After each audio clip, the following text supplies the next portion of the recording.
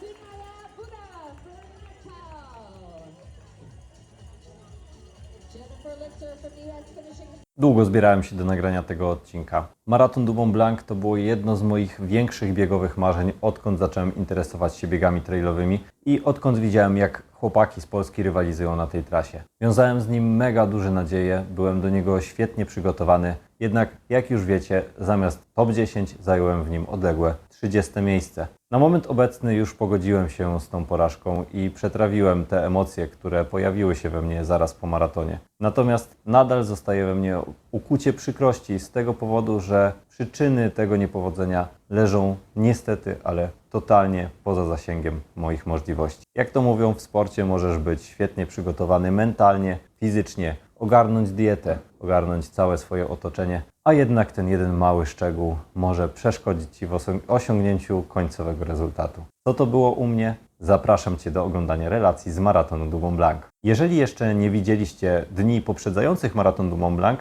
w lewym górnym rogu pojawi się Wam teraz link do filmu, który polecam obejrzeć, pokazujący jak trenowaliśmy i jak przygotowywaliśmy się już na miejscu w Chamonix. Dziś natomiast opowiem o całości dnia. Jak na moje doświadczenie odbywał się on bardzo wcześnie, ponieważ start mężczyzn był zaplanowany już na godzinę 7:15. Dlatego trzeba było wstać odpowiednio wcześnie. Wstaliśmy więc z Marcinem o 4:45, zjedliśmy szybkie śniadanie, w moim to co zwykle, czyli 4 tosty z dżemem plus czarna kawa i powoli, posiedząc jeszcze chwilę w mieszkaniu, udaliśmy się na start gdzieś za 15:06, tak żeby znaleźć spokojnie miejsce parkingowe. Rozgrzewać poszedłem się jak zwykle 40 minut przed startem i tutaj nic nie dawało jakichś alarmujących sygnałów. Noga podawała dobrze, czułem lekki stresik, ale taki pobudzający, taki bardzo fajny. Czułem ekscytację, że stanę w takim środowisku i będę mógł porywalizować z tymi ludźmi, których do tej pory oglądałem głównie w telewizji. Byłem mocno napompowany w takim, tak jak mówię, pozytywnym sensie, więc im bliżej startu było, tym bardziej czułem tą ekscytację. Jednocześnie pojawiała się jednak nutka niepewności, która wiązała się z tym, że jednak to najdłuższy dystans, jaki kiedykolwiek w życiu przebiegłem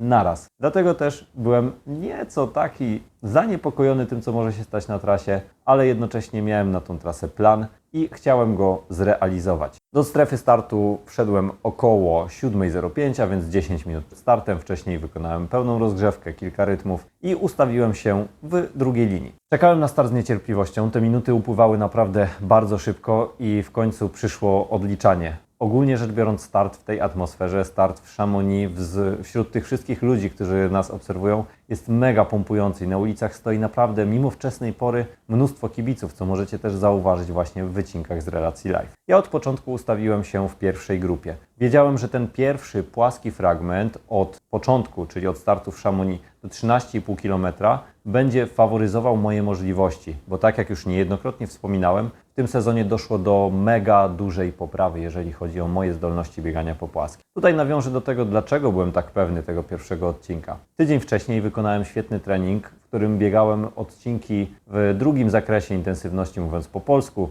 czy w biegu ciągłym, bądź poniżej progu przemian beztlenowych, po 3,10 na kilometr przy średnim tętnie 166. Czyli jest to mój, można powiedzieć, rekord pod tym kątem. Czułem się jednocześnie dosyć mocny na podbiegach, więc nie bałem się ruszyć z tymi najmocniejszymi w pierwszej grupie. Kilometry powiedziałbym, że były pierwsze 3 dosyć spokojne, przebiegały po 3,24 do 3,30. To natomiast zaczęło mnie nieco niepokoić już od 3 kilometra, czy od 15 minuty, kiedy wziąłem pierwszy łyk izotonika, to, że poczułem charakterystyczne wrażenie wypełnienia żołądka, czyli nie mogłem do końca przyjmować tych płynów. Nie przejąłem się tym jednak, ponieważ zwaliłem to na karb wczesnej godziny, na karb tego, że jestem nieco podekscytowany, a chciałem też spełniać swój plan żywieniowy, więc nie wzbudziło to mojej wielkiej uwagi, chociaż odbijało mi się już na tym etapie dosyć mocno. Gdy przyszedł pierwszy podbieg, cały czas jeszcze trzymałem kontakt z pierwszą grupą, natomiast moim założeniem i moją strategią na ten bieg było to, aby do pierwszego punktu biec totalnie w swoim rytmie,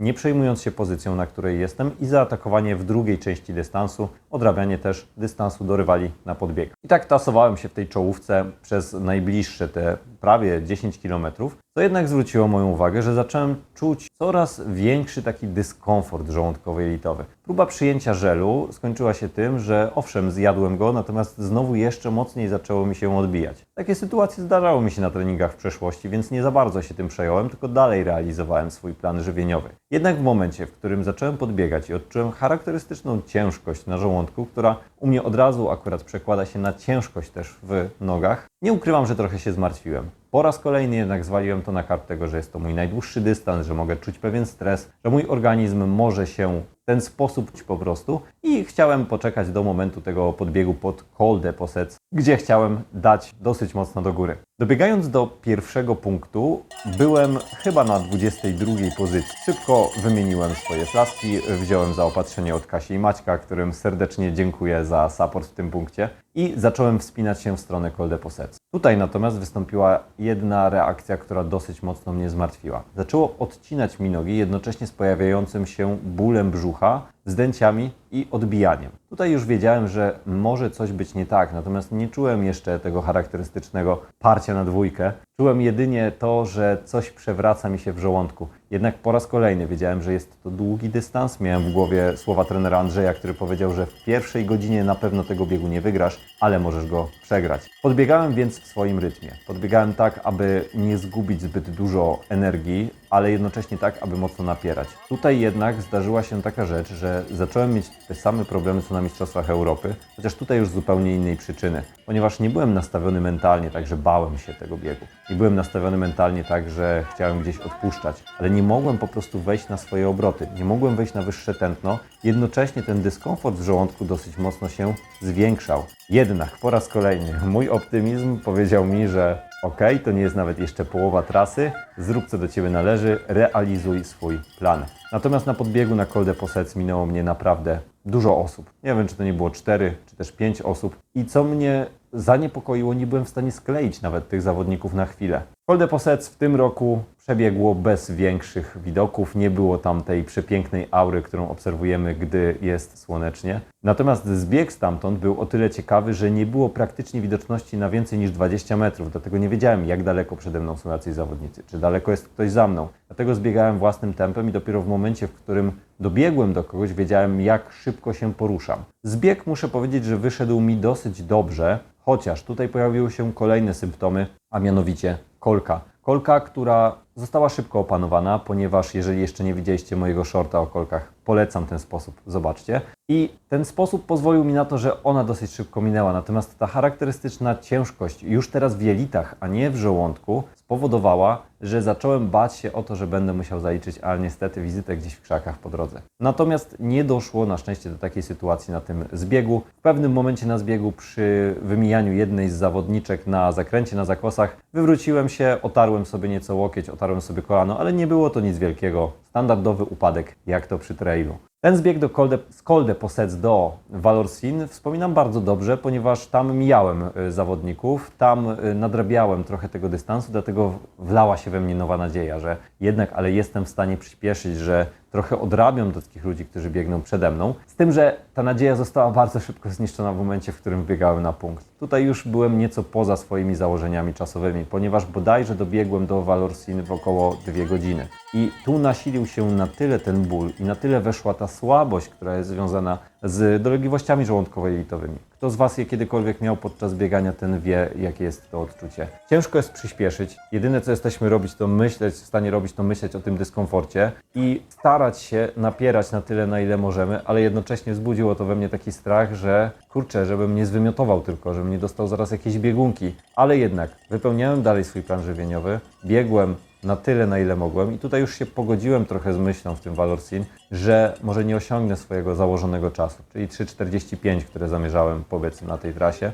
tylko że będę jednak musiał walczyć trochę o ukończenie. Tak jak wspomniałem, w tym momencie ból brzucha zrobił się na tyle duży i na tyle był to duży dyskomfort, że utrzymanie tętna powyżej 160 stanowiło dla mnie wyzwanie, a zazwyczaj biegam na średnim tętnie 175 takie dystanse. Zebrałem się jednak w sobie i choć tutaj pojawiły się pierwsze myśli o zejściu, pomyślałem sobie, nie Dominik, ty musisz to ukończyć. Ty musisz ze sobą powalczyć. Nie możesz dać dojść do głosu tym swoim słabościom. Nie możesz zejść w tym momencie, ponieważ nie jest to jeszcze na tyle dramatyczny stan, żebyś zrobił sobie tym jakąś krzywdę. Chciałem wygrać tą walkę mentalną ze samym sobą i choć wiedziałem, że będzie to bardzo ciężkie, napierałem cały czas do przodu, skupiając się na najbliższych co najwyżej kilometrze, 2 kilometrach, na tych elementach trasy, które znałem. Spodziewałem się jednak, że następny podbieg może być dosyć ciężki z takimi dolegliwościami. Jednakże biegłem do przodu, wyminąłem nawet na tym odcinku jednego rywala. Później nadszedł odcinek pod Montrok, w którym jest taki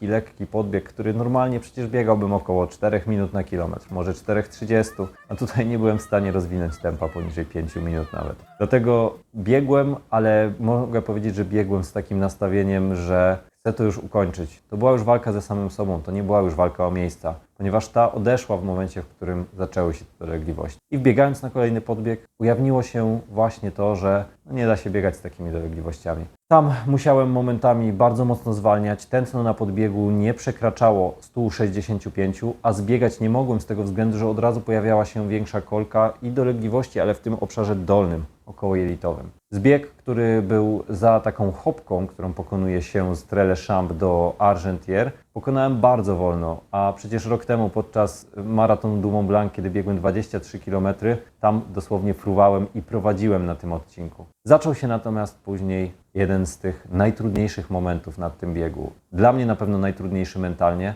ale myślę też, że jeden z trudniejszych w ogóle, ponieważ podbieg Flégère, prawie 600 metrów upu na 3,5 km bodajże, daje się mocno we znaki, szczególnie na takim etapie biegu. Tutaj zacisnąłem zęby i napierałem na tyle, na ile mogłem. Natomiast moje tętno nie mogło wyskoczyć poza 163, 161, więc jak widzicie, był to poziom może takiego mocniejszego rozbiegania w tym momencie, ale uwierzcie, że walczyłem naprawdę mocno. I gdy wbiegliśmy na ostatni odcinek, który biegnie taką stokówką, którą mogliście też obserwować na zapowiedzi maratonu du Mont Blanc, tam zebrałem się w sobie i pomyślałem, że nie, tu mnie nie wyprzedzi żaden rywal. Ja tutaj chcę gonić, ja tutaj chcę napierać. I rzeczywiście zrealizowałem ten cel. Za mną biegł mistrz Francji w klasiku i w wertikalu, który nie dogonił mnie na tym odcinku, któremu nie dałem się minąć. I spodziewałem się jeszcze, że będę w stanie za Flégère po wzięciu kolejnych flasków od mojej żony Kamili jeszcze mocniej docisnąć, ponieważ tam był odcinek, który mnie faworyzował.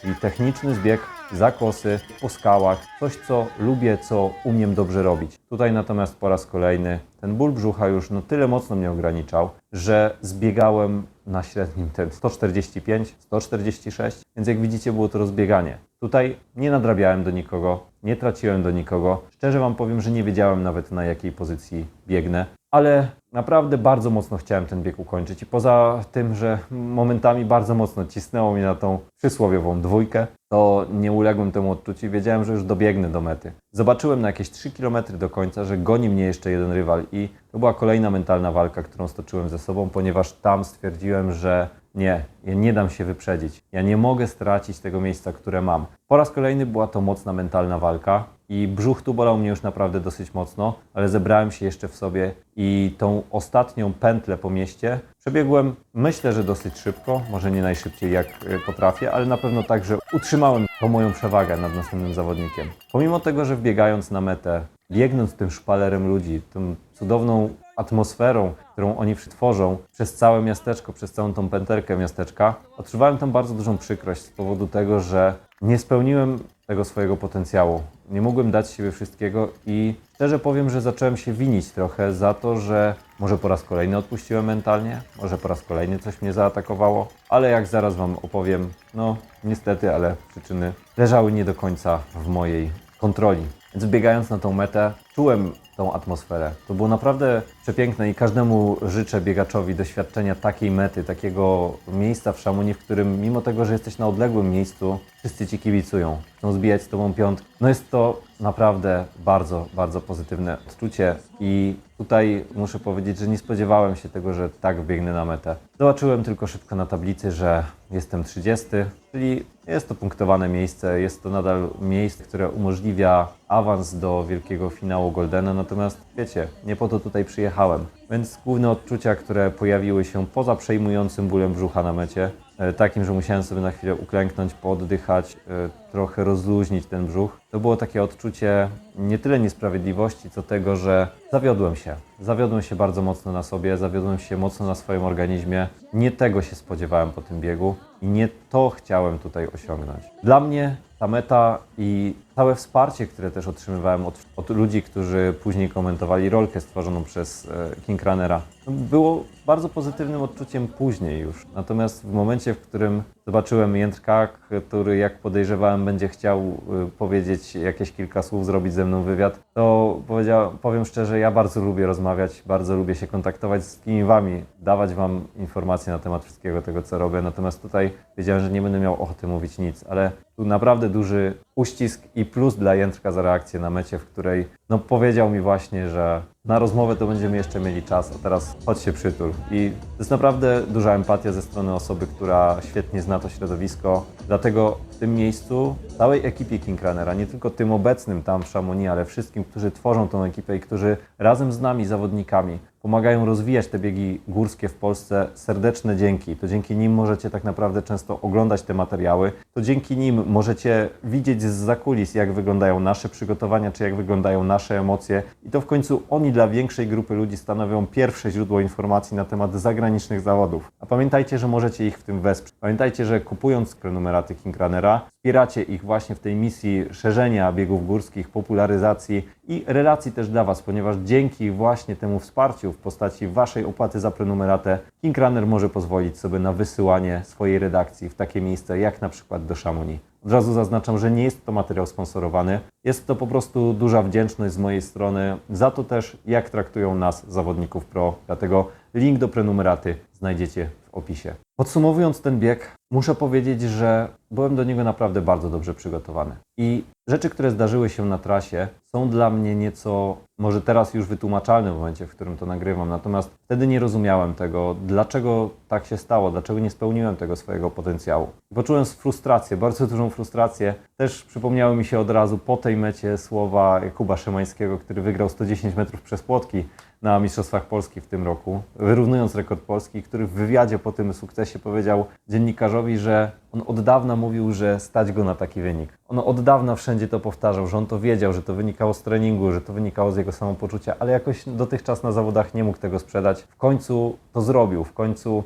pokazał, że jest właśnie w stanie. I ja cały czas czekam, szczerze Wam powiem, na taki moment, w którym naprawdę pokażę pełen potencjał swoich możliwości i w którym spełnię to swoje marzenie, którym jest dobicie się do tej światowej czołówki. Wkładam w to mega dużo energii, wkładam w to bardzo dużo pracy, dużo poświęceń nie tylko moich, ale też mojej Kamili, która dopasowuje się też do mojego stylu życia. Więc takie momenty po prostu, szczerze Wam powiem, cholernie bolą i nie ma tutaj często miejsca na początku na pozytywne emocje. Z czego jestem dumny natomiast na tym biegu, to z tego, że poradziłem sobie ze swoimi demonami z przeszłości, z tym, co stanowiło największy problem na Mistrzostwach Europy. I tutaj nawet w momencie, w którym miałem myśli o zejściu, od razu pojawiła się myśl kontrująca. Musisz walczyć, musisz dobiec. Walcz ze sobą, nie walczysz może już tyle ze swoim pierwotnym celem, ale masz tutaj inny cel do spełnienia, masz tutaj cel pokonania samego siebie. I to uważam, że bardzo dobrze mi wyszło. To bardzo mocno przesunęło mnie mentalnie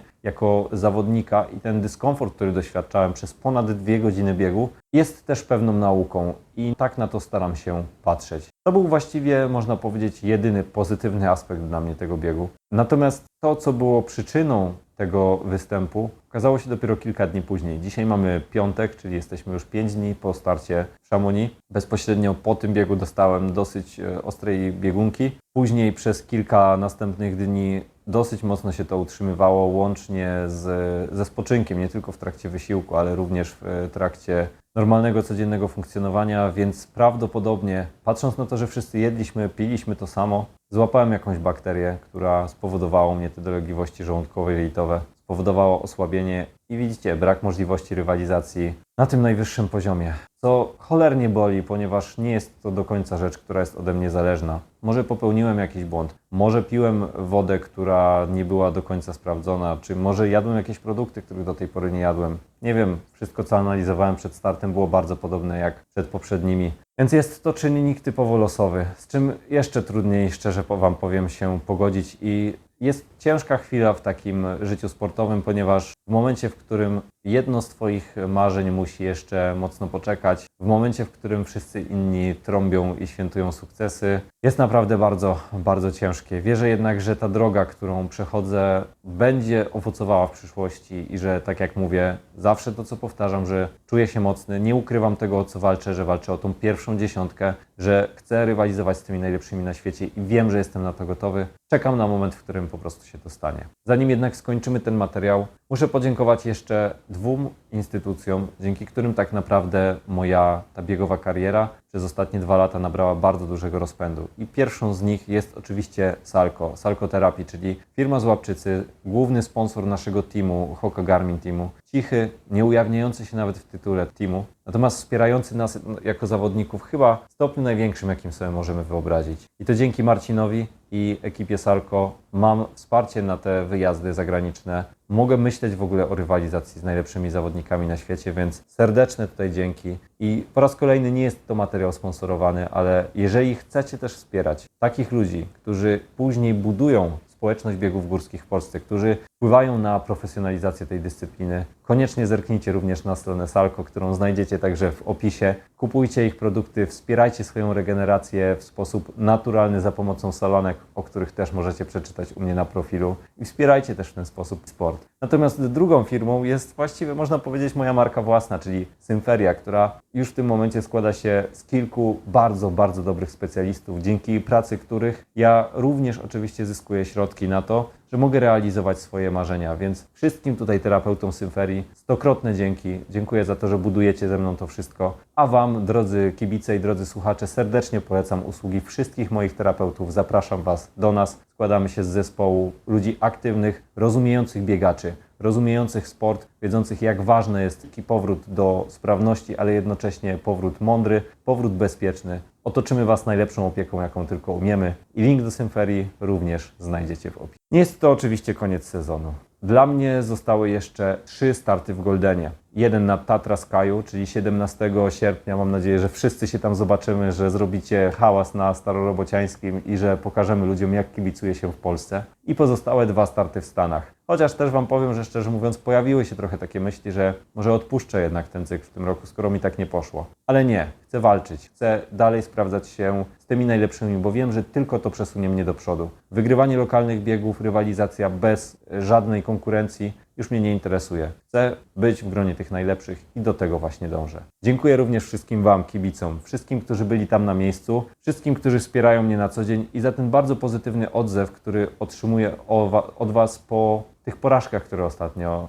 osiągnąłem. I mam wrażenie, że nawet więcej pozytywnego odzewu dostaję po tych porażkach, niż dostaję po sukcesach. Uwierzcie mi, naprawdę bardzo mocno mnie wspieracie. Serdeczne dzięki. Serdeczne dzięki również wszystkim, którzy byli ze mną tam w Chamonix. Mojej żonie, która potrafiła od razu zrozumieć moje emocje i która supportowała mnie na Fleżer. Gabrielowi, który podawał nam flaski w Valorcin. Maćkowi i Kasi, którzy supportowali nas na pierwszej stacji, na Le Tour. Stokrotne dzięki. Dzięki również oczywiście mojemu trenerowi, który w ogóle zaszczepił we mnie tą myśl, że ja mogę rywalizować z tymi najlepszymi. I z tą myślą zostajemy. Trenuję dalej, trenuję mocno, czekam na uspokojenie się problemów żołądkowo-jelitowych i mam nadzieję, że w przyszłości, tak jak zawsze mówię, jestem gotów na rywalizację fizycznie i mentalnie. Chcę to tylko sprzedać, chcę to pokazać i mam nadzieję, że taki moment nadejdzie w tym sezonie. Jeśli podobał się Wam ten materiał, oczywiście zasubskrybujcie kanał, ponieważ to też pomaga mi w rozwijaniu siebie jako sportowca. Dzięki temu może zyskam jakieś nowe partnerstwa, które pozwolą mi się skupić na sporcie.